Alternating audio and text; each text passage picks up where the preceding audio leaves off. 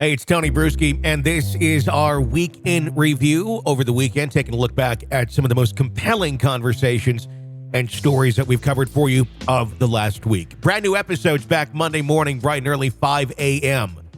here on the podcast. This is an examination of the hidden human condition. This is the Hidden Killers Podcast. The Hidden Killers Podcast. With Tony Bruschi. Retired FBI Special Agent Jennifer Coffindaffer is with us. And Jennifer, always love having you on. This is your first time back on since we've gotten a verdict in the trial of Lori Vallow Daybell. I want to get your insight and ask you the two questions. Are you surprised that the defense rested the way it did?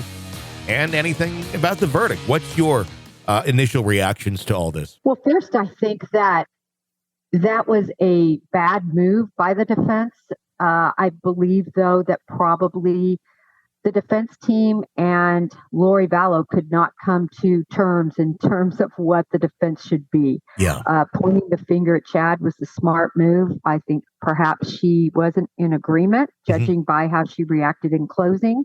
So that's kind of my thoughts there. I think that was just, look, the deal was sealed. It's hard to come up with a defense when there is no defense. I will say that. I think they're just going to rely on the appeal. And that's interesting, the way that it all played out. And you're exactly right. What do you do when there isn't much of a defense? What I'm curious about, though, with the appeal process is if she was not happy that they went down that road of throwing Chad under the bus, of even throwing her under the bus in many ways in terms of her mental health and such. And yeah, I've heard the same thing. We saw the same thing in her reaction. She did not look all too happy that those sort of points were brought up, and I'm guessing she probably didn't want them brought up as well. Could that work in her favor of defense of saying, look, my counsel did not do what I asked them to? I think very possibly. It's going to be interesting to see what happens with this one. I think certainly, like I said, they're withholding their scuds for the appeal. And I think they might have more than one. I believe there was a issue with discovery, as we all know. That took the death penalty off the table in the first place. I don't know how that will be used in terms of appeal, but my guess is that will be brought up.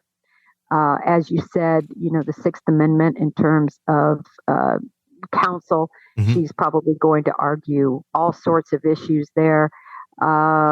Yeah, it's going to be interesting to see. I don't think she'll win anything on appeal, but I think that's the route they're going to have to go in light of what it looks like, and that is they're not on the same page.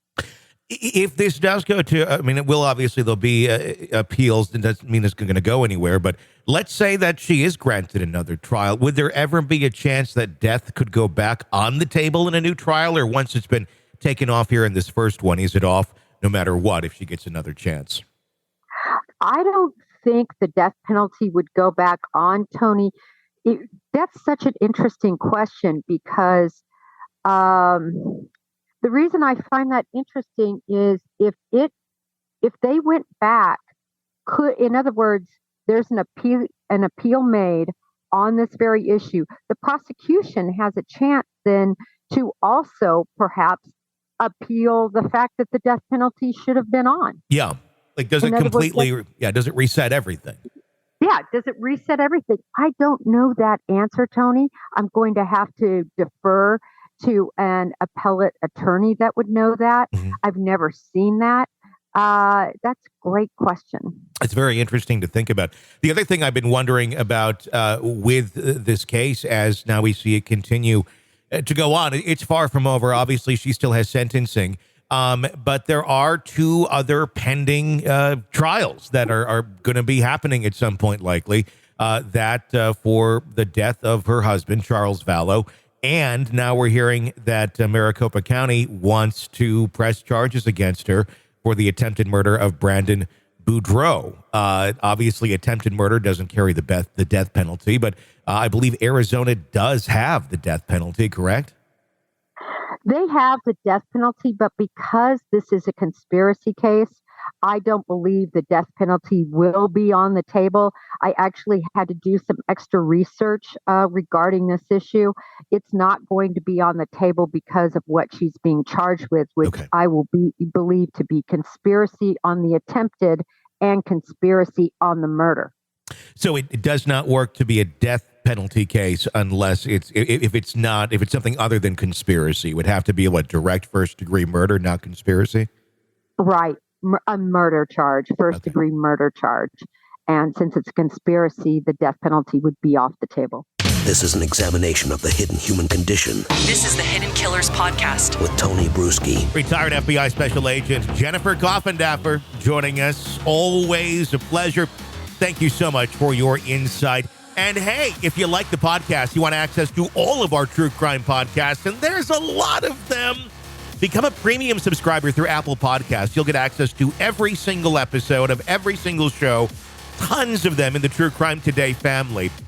Just check out our page on Apple Podcasts and become a premium subscriber there to get access to all of that. You'll love it, binging away with no ads.